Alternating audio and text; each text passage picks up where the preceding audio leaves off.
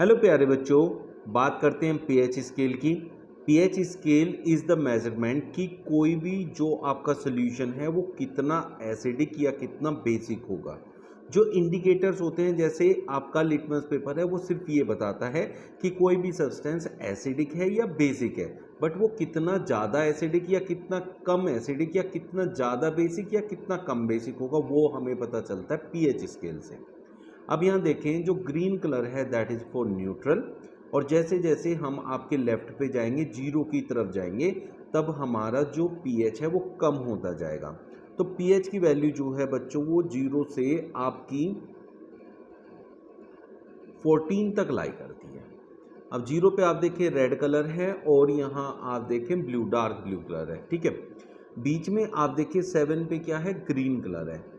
तो acidic solutions जो वो होते हैं जो ज़्यादा हाइड्रोजन आयंस प्रोड्यूस करते हैं।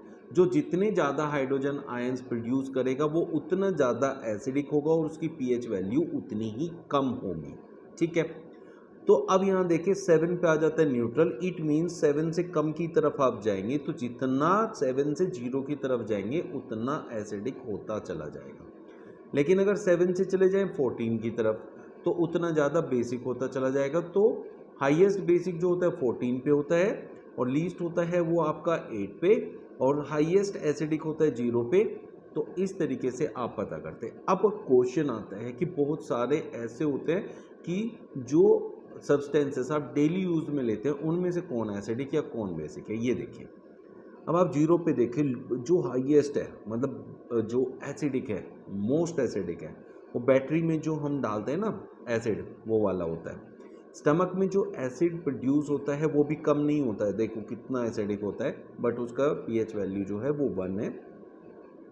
लेमन जो आप लोग देखते हैं जो क्या है, सिट्रस है ना। सिट्रस फ्रूट्स जो होता है उसी में से एक आता है। तो ये क्या होता है, बिटर इन टेस्ट होता है। तो ये भी आपका एसिडिक होता है जिसकी पीएच वैल्यू है 2।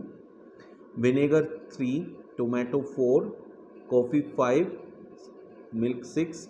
अब यहाँ से देखो 2 से ऊपर, 2 या 2 से ऊपर जैसे जैसे हम जाएंगे तो ये माइल्ड एसिडिक है और कम कम कम कम एसिडिक होते चले जाते हैं। और 7 पे आ जाता है वाटर जहाँ आके ये न्यूट्रल हो जाता है।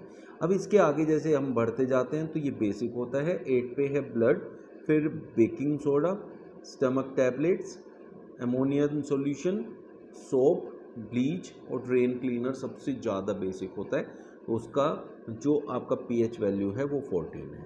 तो आपने देखा पीएच वैल्यू क्या होती है, it is the measurement of H positive ions और OH नेगेटिव आयंस।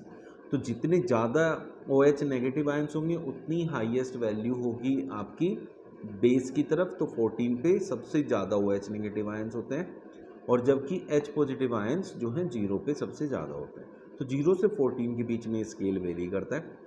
कैसा लगा आज का सेशन कमेंट बॉक्स में बताना है और इनको अच्छे से याद कर लेना है क्योंकि एग्ज़ाम्स में अगर आते हैं तो आप आसानी से अपना आंसर दे सकते हैं। मिलते हैं कल फिर नए सेशन क्वेश्चंस एंड ट्रिक्स में। Thank you.